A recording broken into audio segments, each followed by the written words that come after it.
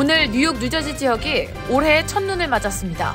강력한 북극 한파가 동부 지역을 강타하면서 기온은 영하권으로 체감온도는 한겨울 수준을 보였습니다. 어제 상원이 임시 예산안을 가결하면서 이제는 하원의 표결과 트럼프 대통령의 서명을 남겨두고 있습니다. 하지만 이번 합의는 공화당의 정치적 리스크와 민주당 내부 세대 갈등을 동시에 드러냈다는 지적입니다. 셧다운이 끝나더라도 항공 운항은 당장 정상화되기 어렵다는 전망입니다. 연방항공청은 전국 40개 공항에 감축 운항을 시행했고 트럼프 대통령은 무급 관제사에게 $1만 보너스를 언급했습니다. 한인 업주들이 물가 상승, 관세 부담, 이민 단속 등 삼중고에 직면하며 폐업과 대규모 인력 감축 사례가 잇따르고 있습니다. 조지아 현대차 배터리 합작 공사 현장에서 이민 단속에 의해 체포됐다 풀려난 200여 명의 한국인 근로자들이 연방이민세관 단속국을 상대로 집단 소송을 준비하고 있다는 보도가 나와 관심이 쏠리고 있습니다. 뉴저지 한인회가 32대 차기 회장 선거를 앞두고 있는 가운데 선거 공고 보류와 긴급 이사회 소집 등 초반부터 잡음이 이어지고 있습니다.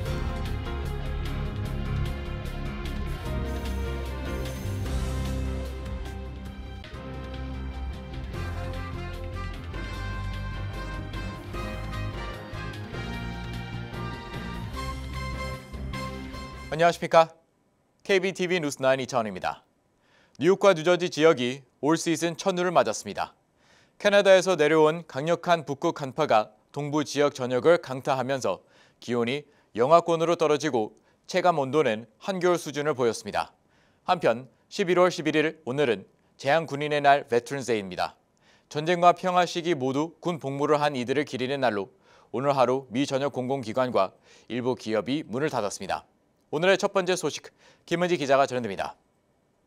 오늘 오전 뉴욕, 뉴저지 일대에 올해 첫눈이 흩날렸습니다. 국립기상청에 따르면 오늘 낮 최고 기온이 화씨 40도, 섭씨 4도 안팎으로 크게 떨어졌고 강풍까지 불면서 체감온도는 영하권을 보였습니다. 이번 눈은 캐나다에서 내려온 북극 소용돌이의 영향으로 뉴욕과 뉴저지를 포함한 동부 전역이 평년보다 빠르게 일시적인 한파에 휩싸였습니다. 뉴욕주 북부 지역에는 굵은 눈발이, 맨해튼과 퀸즈, 뉴저지 일대에도 가벼운 눈발이 관측됐습니다. 기상학자들은 눈이 쌓일 정도는 아니지만 대기 중 수분이 충분할 경우 가벼운 눈이 더 흩날릴 수 있다고 전망했습니다. 오늘 갑작스런 한파는 일시적일 것으로 보입니다. CBS 기상청은 올겨울 뉴욕, 뉴저지로는 평년보다 다소 따뜻하고 건조할 가능성이 크다고 전망했습니다. 지난 3년간 뉴욕은 평균보다 훨씬 적은 적설량을 기록했습니다. 올해 역시 라니냐 현상의 영향으로 눈이 많이 내리는 겨울로 기록될 가능성은 낮다는 분석입니다. 기상청은 뉴욕의 겨울은 인근 제트기류의 위치와 단기적 기후 변동에 따라 달라질 수 있다며 올해도 영화 속처럼 눈 내리는 뉴욕은 기대하기 어렵다고 덧붙였습니다. 오늘은 이번 시즌 첫눈이 내린 날이자 제향군인의 날인 베테랑스 데이였습니다. 제1차 세계대전 종전을 기념하던 정전기념일에서 유래해 1954년 베테랑스 데이로 공식 지정됐습니다. 전쟁과 평화 시기를 비롯해 복무한 모든 군인들을 기리는 연방 공휴일로 우체국과 차량관리국, 공공도서관 등 대부분의 비필수 공공기관은 문을 닫았습니다. 은행과 신용조합도 대부분 휴무지만 주요 소매점과 음식점은 정상 영업을 이어갔으며 제향군인을 위한 무료 식사나 할인 행사도 진행됐습니다. 다음 연방 공휴일은 오는 27일 추수감사절로 이날을 시작으로 본격적인 연말 휴일 시즌이 시작될 예정입니다. KBTV 뉴스 김은지입니다. 연방 정부 셧다운 사태가 극적으로 타개될 수 있을지 기대감이 높아지고 있습니다. 어제 상원이 임시 예산안을 가결하면서 이제는 13일 목요일 오후 하원이 연방 정부 셧다운 종료를 위한 합의안 표결을 남겨두고 있습니다. 이번 표결은 42일째 이어지고 있는 사상 최장 셧다운 사태를 종식시킬 분수령이 될 전망입니다. 하지만 상원의 이번 합의는 공화당의 정치적 리스크와 민주당 내부의 세대 갈등을 동시에 드러냈다는 분석이 나오고 있습니다. 김은지 기자입니다. 연방정부 셧다운 사태가 41일 만에 극적으로 타결될 가능성이 커졌습니다. 상원은 10일 임시 예산안을 찬성 60표, 반대 40표로 통과시켰습니다. 이번 셧다운은 건강보험 개혁법, 이른바 오바마 케어 보조금 지급 연장을 둘러싼 공화 민주 양당의 대립으로 10월 1일부터 시작됐습니다. 하지만 민주당 내 중도파 의원 8명이 공화당 측의 보조금 연장 표결 보장과 공무원 복직 약속을 받아들이며 찬성표를 던지면서 교착 상태였던 협상이 급 반전했습니다. 이에 따라 셧다운은 내일 표결할 것으로 예상되는 하원의 최종 승인과 트럼프 대통령의 서명을 거쳐 공식 종료될 전망입니다. 트럼프 대통령은 이에 매우 좋은 합의라며 이 합의를 따를 것이라고 밝혔습니다. 하지만 정치권은 셧다운 종료 이후 더 큰 논란을 예고하고 있습니다. 이번 합의의 조건에 따라 상원은 12월 중 오바마 케어 보조금 연장안에 대한 표결을 실시해야 하는데 이는 공화당이 가장 피하고 싶었던 의제이자 여론의 압박이 집중되는 사안입니다. CNN과 퓨 리서치 센터 조사에 따르면 미국인 74%가 오바마 케어 연장을 지지하며 민주당의 접근법을 긍정적으로 평가한 응답자는 42%, 공화당은 29%에 그쳤습니다. 트럼프 대통령의 측근조차 보조금 폐지는 정치적 재앙이 될 수 있다고 경고한 바 있습니다. 한편 셧다운 합의 직후 민주당 내부에서는 예상치 못한 세대 갈등이 표면화되고 있습니다. 이번 합의에 찬성한 중도파 의원 8명의 평균 연령은 70세에 달하며 대부분 차기 선거 출마 계획이 없는 고령 의원들입니다. 젊은 진보 진영은 다시 선거에 나서지 않을 고령 의원들이 유권자 의사를 대변하지 못하고 있다며 비판의 목소리를 높였습니다. 특히 40대 의원들은 74세의 척 슈머 민주당 원내대표의 지도력에 공개적으로 문제를 제기하며 세대 교체를 요구하고 있습니다. 뉴욕타임스는 셧다운을 끝낸 것은 고령 정치인의 산물이지만 그 과정에서 민주당은 젊은 세대의 분열을 자초했다고 평가했습니다. KBTV 뉴스 김은지입니다. 연방정부 셧다운이 끝나더라도 항공 운항은 당장 정상화되기 어렵다는 전망입니다. 무급 근무로 결근한 관제사가 늘었고 항공기 승무원 재배치에도 시간이 걸리기 때문입니다. 트럼프 대통령은 결근 관제사에게 즉시 복귀하지 않으면 감봉이라고 경고하고 근무자에겐 $10,000,000 보너스를 언급했습니다. 연방항공청은 안전을 이유로 전국 40개 공항에서 항공편 감축을 시행하고 있습니다. 신영주 기자가 전해드립니다. 미국 하늘길이 흔들리고 있습니다. 연방항공청은 관제 인력이 부족해지자 전국 40개 주요 공항의 항공편을 줄여 운영하고 있습니다. 감축률은 4%에서 6%, 최대 10%까지 확대될 수 있습니다. 셧다운이 시작된 10월 1일 이후 관제사 약 13,000여 명은 무급으로 근무해왔습니다. 하지만 생활비 부담으로 일부가 출근을 멈추면서 항공 관제에 필요한 인력이 크게 모자라기 시작했습니다. 관제 인력이 줄자 항공편 운항은 즉시 영향을 받았습니다. 일부 날은 하루에 2,000건이 넘는 항공편이 취소됐고 지연도 수천 건에 달했습니다. 연방항공청은 안전이 최우선이라며 감축 운항을 계속해서 이어가고 있습니다. 또 설령 셧다운이 해제된다고 해도 운항 정상화까지는 시간이 더 필요하다고 설명했습니다. 전국에 흩어진 항공기와 조종사, 승무원을 다시 모으고 배치하는데 여러 날이 걸리기 때문입니다. 정치권도 압박을 받고 있습니다. 상원은 임시 예산안을 통과시켰지만 하원 표결 절차가 남아 상황은 여전히 불투명한 상태입니다. 트럼프 대통령은 결근한 관제사들을 강하게 비판했습니다. SNS를 통해 당장 업무에 복귀하지 않으면 급여를 크게 깎겠다고 경고했습니다. 반면 셧다운 상황에서도 계속 근무한 관제사에게는 $10,000,000의 보너스를 권고하겠다고 밝혔습니다. 관제 인력 부족은 항공 안전과 직결되는 문제입니다. 연방항공청은 운항 감축이 더 길어질 수 있다고 경고했고 AP통신도 셧다운이 끝나도 즉시 정상화되기는 어렵다고 전했습니다. 전문가들은 이 상황이 휴일 성수기까지 이어질 경우 미국 전역의 여행 수요에 큰 혼란이 생길 수 있다고 보고 있습니다. KBTV 뉴스 신영주입니다. 한인 소상공인들이 물가 상승, 관세 부담, 연방이민세관 단속 등 3중고에 직면하며 운영난을 겪고 있습니다. 최근 폐업과 대규모 인력 감축 사례가 잇따르면서 지역 경제의 불확실성이 커지고 있습니다. 김은지 기자가 전합니다. 지역 매체에 따르면 캘리포니아 다이아몬드 바에서 초밥 전문점 퓨전 21을 운영하던 한인업주 사이먼 윤이 지난달 식당을 폐업했습니다. 윤 씨는 관세로 인해 식재료 가격이 2배에서 3배 올랐다며 젓가락, 플라스틱 식기, 아보카도까지 모두 영향을 받았다고 말했습니다. 이어 월 $14,000 임대료와 인건비 부담까지 겹쳐 더 이상 운영이 어렵다고 전했습니다. 가격을 올리면 단골 손님이 떠날까봐 직원 감축 외에는 방법이 없었다고 덧붙였습니다. 윤 씨는 식당 규모를 절반으로 줄여 오는 12월 강남 코리안 BBQ 내 새 매장을 재오픈할 계획입니다. 최근 오렌지 카운티와 LA, 패서디나, 온타리오 등지에서 중소기업과 식당의 폐업이 잇따르고 있어 일부 기업은 해고를 확대하고 있습니다. 캘리포니아의 전체 해고율은 전년 대비 16% 증가했습니다. 아이스 단속 역시 경영에 큰 영향을 미쳤습니다. 윤 씨는 범죄자 단속이 필요하지만 단속 분위기로 손님 발길이 줄어 경영에 큰 타격을 입었다고 전했습니다. 온타리오에서 멕시칸 음식점을 운영하는 하비에르 바라하스 역시 주민들이 두려워 외식을 꺼린다고 말했습니다. 전문가들은 이러한 사례가 일부 개인에 국한되지 않는다며 LA 다운타운의 경우 올해만 한인업주들의 식당 폐업이 10곳에 달한다고 지적했습니다. 특히 트럼프 행정부의 관세 인상과 손님 감소로 영업 유지가 어려워진 상황에서 이민자 단속 강화까지 겹치며 업주들은 가격을 올렸다가 손님 감소로 다시 할인하는 악순환을 겪고 있다는 설명입니다. 경제 지표도 어둡습니다. 오렌지 카운티와 패서디나, 애너하임 등 남가주 전역에서 기업과 소상공인들은 대규모 인력 감축에 나섰습니다. 디즈니랜드, USC, 제트추진연구소 등 대규모 고용주들도 최근 수백 명을 해고했습니다. LA와 오렌지 카운티의 9월 소비자 물가지수는 3.5%로 연간 물가 상승률 3%를 크게 웃돌며 지난 16개월 중 가장 높은 상승률을 기록했습니다. 전문가들은 인플레이션과 고용 악화가 내년 1분기까지 지속될 수 있다고 전망합니다.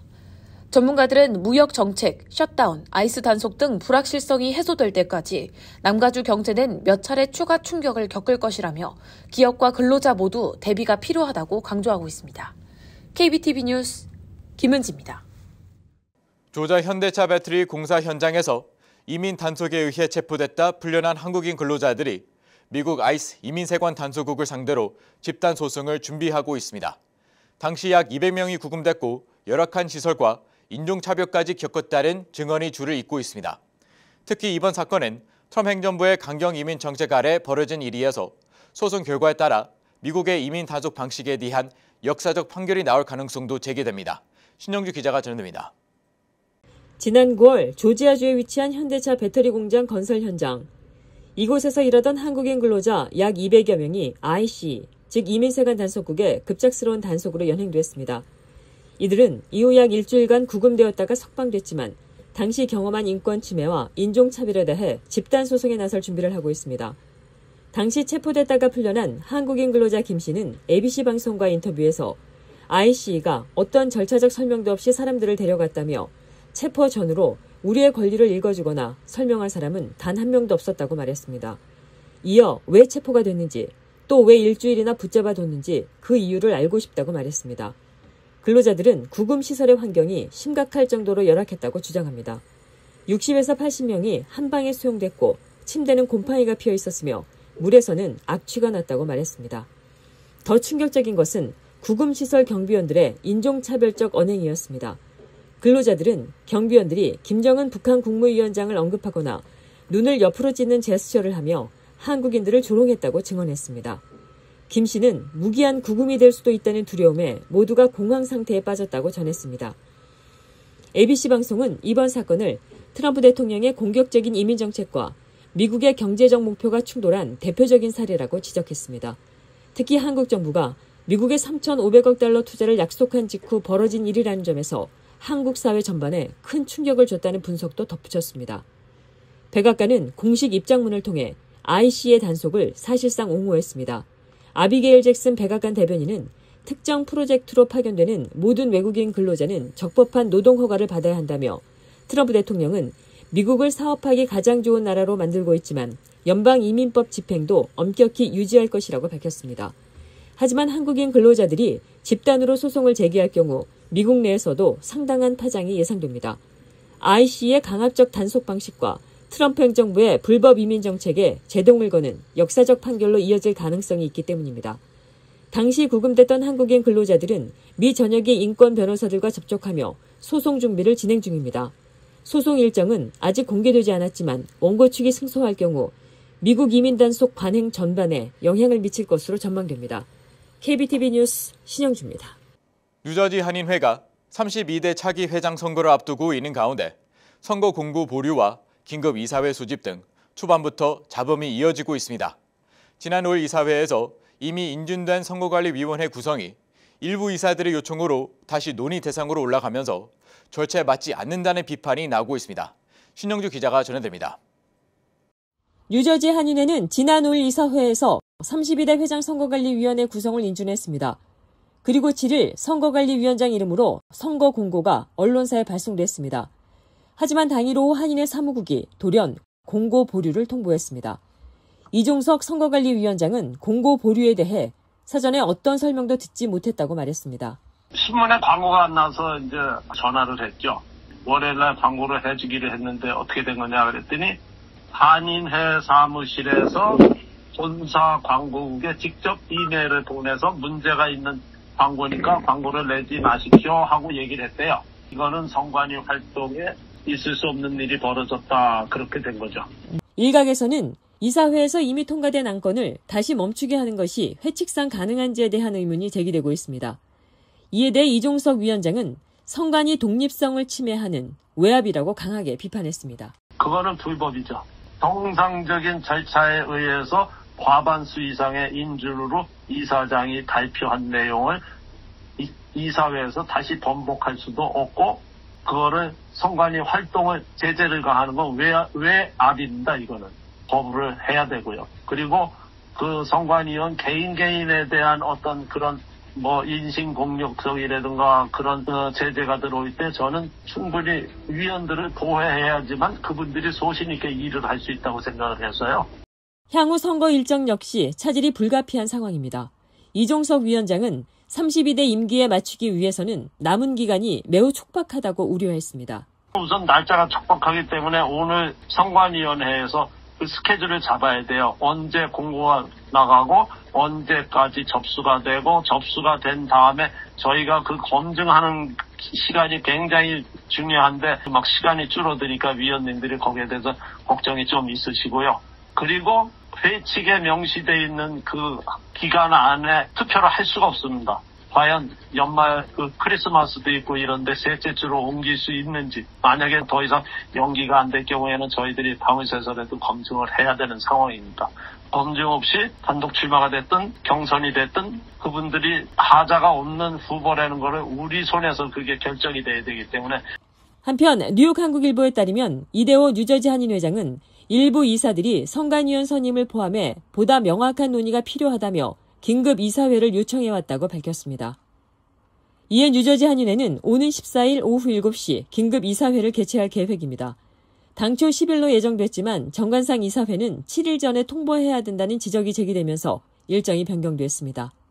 현재 회장과 사무국 측은 기사가 작성되는 현재까지 연락이 닿지 않고 있습니다. 선거 공고 보류와 긴급 이사회 소집 등이 이어지며 뉴저지 한인회장 선거는 시작부터 갈등과 혼선이 계속되고 있습니다. KBTV 뉴스 신영주입니다. 실리콘밸리에서 인간의 유전자를 직접 바꾸려는 시도가 이루어지고 있다는 보도가 나오면서 파장이 커지고 있습니다. 월스트리트저널은 바이오테크 스타트업 프리벤티브가 미국에서 금지된 유전자 조작 배아 연구를 해외에서 추진하려고 했다는 정황을 포착했다고 보도했습니다.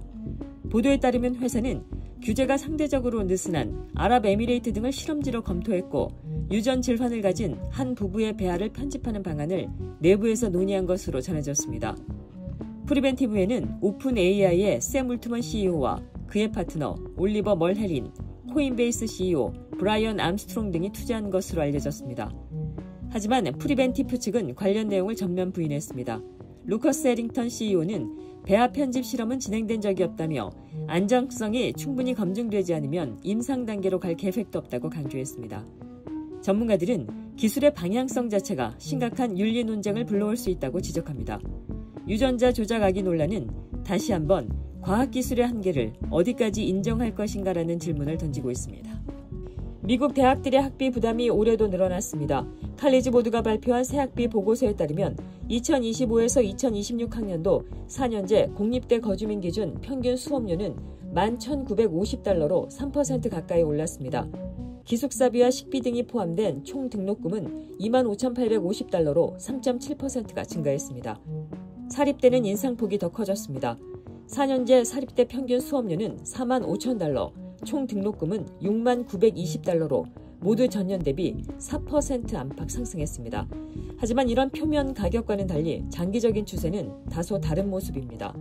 칼리지 보드는 지난 10년 동안의 물가 상승률을 반영하면 공립대 수업료는 7%가 낮아졌고 사립대는 2%만 올랐다고 분석했습니다. 코로나19 기간 동안 많은 대학들이 수업료를 동결하거나 인하한 영향입니다. 학생들이 실제 부담하는 비용도 줄었습니다. 정부와 대학이 지원하고 있는 장학금 보조금을 제외하면 4년제 사립대 학생이 내는 순수 수업료는 평균 16,910달러로 10년 전보다 2,500달러 이상 낮아졌습니다. 대학 학비는 계속 오르고 있지만 실질 부담은 완만하게 줄어드는 상반된 흐름이 동시에 나타나고 있습니다. 한국지방자치단체들이 인구 감소 대응책으로 재동포 유치 경쟁에 나섰습니다. 한 달 살기 프로그램부터 시니어타운 조성까지 여기민을 고민하는 해외 한인들을 한국 내 정착으로 이끌기 위한 다양한 정책이 잇따르고 있습니다. 재외동포청에 따르면 지난해 한국으로 돌아온 역이민자는 1,566명으로 이 가운데 60대 이상이 881명으로 절반을 넘었습니다. 만 65세 이상 재외동포는 국적 회복을 통해 복수국적 취득도 가능합니다. 의료, 문화, 인프라가 잘 갖춰진 한국에서 노후를 보내려는 수요가 늘고 있다는 분석입니다. 이에 맞춰 지방자치단체들도 발빠르게 움직이고 있습니다. 경상남도는 시군별, 한 달 살기 등 장기 체류 프로그램에서 재외동포를 우선 선발하고 있습니다. 강원도 원주시는 호주 재외국민 20명을 초청해 보름 일정에 원주 살아보기를 진행했습니다. 충청남도는 미국과 일본, 베트남 등 7개국의 해외 사무소를 운영하며 정착 정보를 제공하고 있습니다. 700만 재외동포 정책을 총괄하는 재외동포청의 2026년 예산안이 사실상 삭감된 것으로 나타났습니다. 내년 예산은 1,092억 원이지만 이 중 78억 원은 보건복지부에서 이관된 사할린 동포 지원 사업이어서 이를 제외하면 실제 예산은 올해보다 5.3%, 57억 원이 줄어든 셈입니다. 재외동포청 예산은 2024년 1,067억 원, 2025년 1,071억 원, 2026년 1,092억 원으로 겉보기에는 증가했지만 업무가 확대된 현실을 고려하면 제자리 수준이라는 비판이 나옵니다. 내년엔 주요 사업들이 줄줄이 삭감됐습니다. 재외동포 교육문화센터 건립비 72억 원, 역사적 특수동포 지원 10억 원, 소통 플랫폼 20억 원, 세계한인 비즈니스 대회 9억 원이 감액됐고 한국 내 귀한 동포가 이미 86만 명을 넘었지만 정착 지원 예산은 올해와 동일하게 10억 원에 머물렀습니다.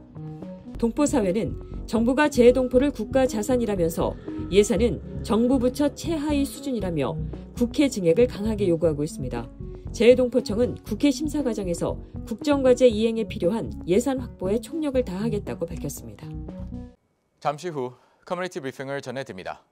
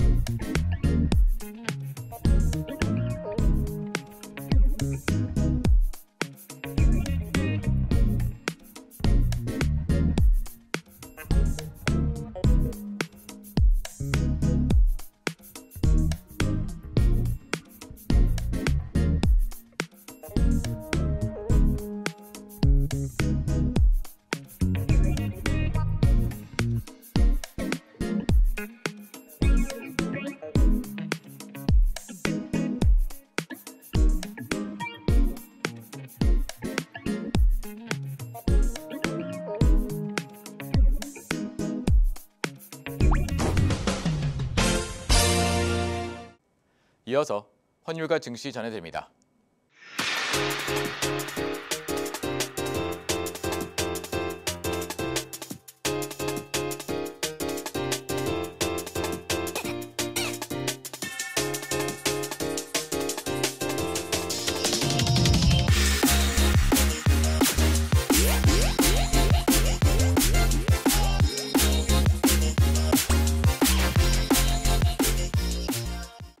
잠시 후 뉴욕과 뉴저지 날씨 전해드립니다.